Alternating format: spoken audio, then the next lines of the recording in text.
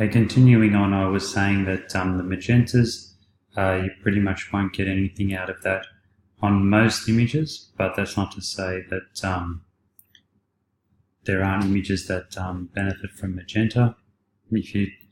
Basically with the greens and the magentas, if you just slide the first one, you'll pretty much know if there's anything to change. And that's it. So that's all the colours adjusted. Now finally, one of the last adjustment layers that you'll use is hue saturation. So hue saturation, by trying to boost colours here, there, we may have inadvertently pushed the colour into kind of a state where it's a little bit glary. So coming into each channel, and particularly the yellows, I would say. So we'll start with and sometimes like they're under as well. So it's just a case of going through each one of these channels,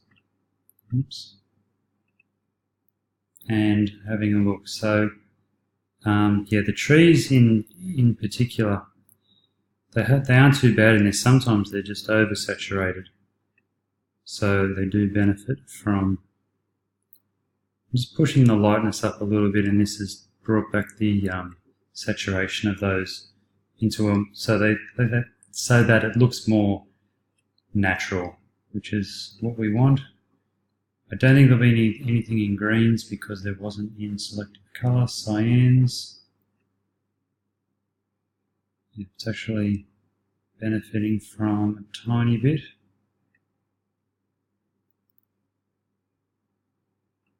Of saturation. Blues,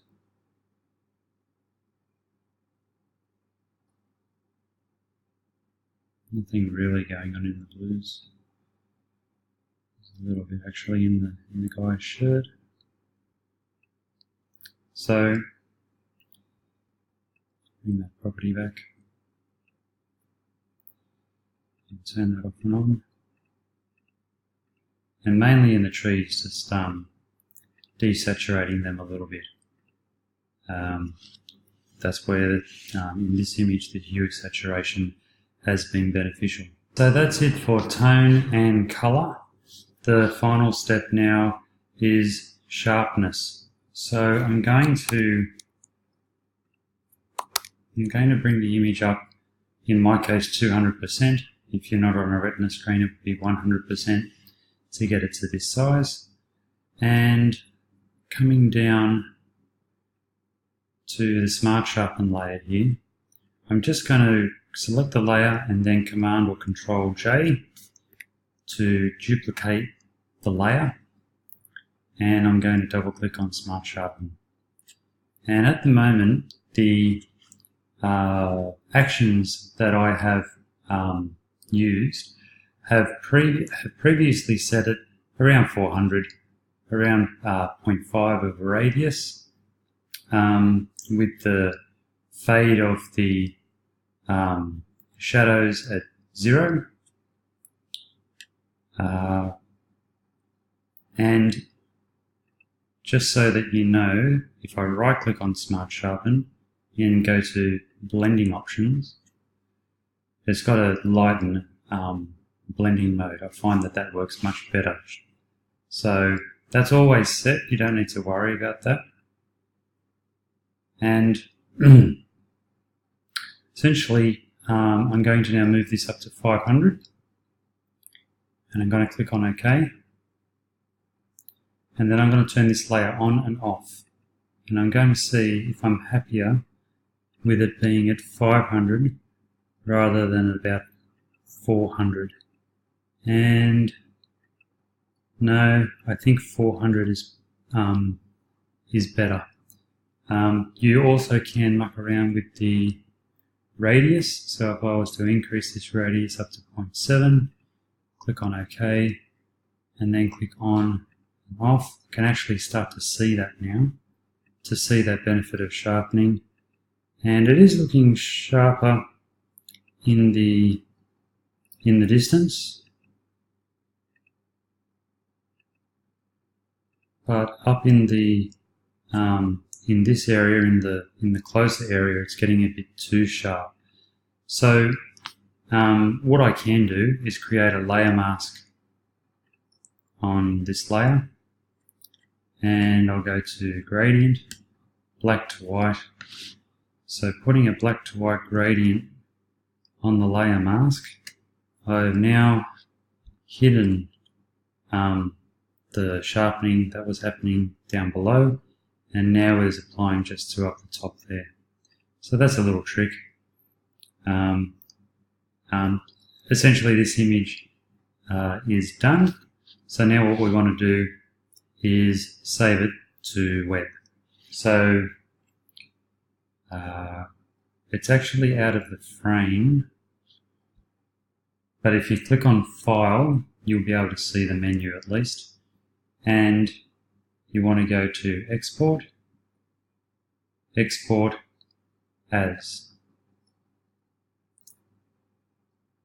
I use a shortcut which is on a Mac, Command Option Shift W. So just look on a Windows machine if you're on Windows, see what the shortcut is for this action, because you do use it a fair bit. So we want it on JPEG, and we basically want convert to sRGB on, and you don't need to embed a color profile, just want convert to sRGB on. And then I'm going to zoom this to 200% because I'm on a retina screen, 100% if you're not. And what we're looking for, we're now going to downsample this image. So at the moment it's 1.4 megabytes. And I will write down you'll see it in the document, I'll write down some guidelines for what this image size should be no greater than. So for a 1360 by 720, I don't want this any more than 500 kilobytes. That's kind of a maximum. You can go over, but there's got to be significant reason to go over. Most of the images shouldn't be anywhere near 500 kilobytes. So I'm going to come down to 50% quality. And I'm looking now for image compression artifacts, and you'll find them for the most part in large flat areas. So the sky and in here in the water, and in particular on this one, you can start to see that all of these, or you may not be able to see it depending on the quality of the video, but the boats that are in the distance are starting to degrade because of image compression artifacts which are in there. I mean, I may even be able to zoom in, and then we can start to see the image compression artifacts that are in there. So I'm going to, and if we look at the size, we're at 350 kilobytes. So I'm going to bring it up to 60%, and I'm going to watch this area here, and that's looking much better now. And we're at 444. It still could be a little bit better. So if I go to 70, that looks even better again, but we're looking at 560. So we've gone a little bit over. You need to make a judgment call if 60 is acceptable. And I believe that that's acceptable. We need to do a trade-off between page load and how the image looks. And this area here is looking fine. It wasn't before. So really, we're splitting hairs just that tiny area there. The sky is looking fine. So we're kind of good to go there. So essentially, 50% would be a minimum. Sometimes 40% if you don't have big sections of sky or water that are going to suffer from image compression artifacts. Sometimes 40. As a general though, 50, 60, 70, depending on the particular image. One thing that failed to mention, which actually works in tandem with the image compression artifacts, is noise. There is another area. There's another area for noise reduction. So I kind of need to backtrack a little bit because it would have been before this layer was created. So I do apologize.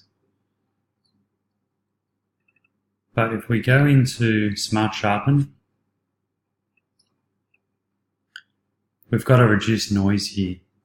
And if I take that up to about 50%, actually what I'll do, I don't usually do it for Smart Sharpen noise reduction, but I'll do it for the purposes of this tutorial. So if I bring that up by now, I've got to see what's going on in this image. So pull it down. I'm definitely losing a lot of detail, the finer detail on the horizon. I'm kind of looking in the water though. That would be a good place to reduce some of this noise that's going on in there. And yes, it does help in the water. So I'll click OK, and then I'll just turn this off and on. And while I'm losing a lot of detail out in the distance, it's looking much more pleasing in the water there. So what I will do is create a layer mask, and I will Command I or Control I invert that layer mask so that it is completely invisible, and then I'll select B for a brush, and I want to paint in here white, and just got to put that at 100%. So painting in there with white, you can see down here that the white is happening, and that is revealing the noise reduction, and which is being applied just to this part of the image. So that'll do. And so now that that's done,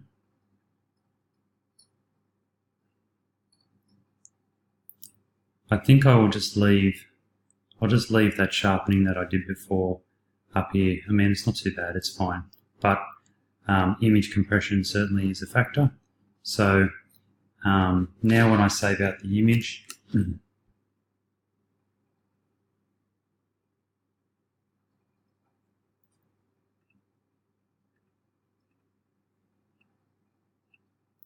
so I'm at,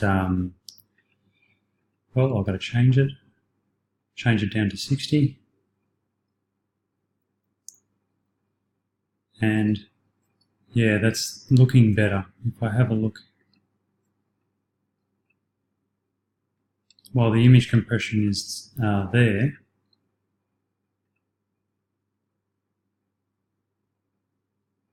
and 70 is a lot better. And what are we looking at? 550. Yeah, okay. Well, I might go with 556, simply because it does do a significant improvement in that area. So the next thing to do would be to export that and save the file, which I'm going to have another tutorial for on saving files. And that's essentially it for image correction, tonal correction, color correction, sharpening, and image optimization, saving it for the web.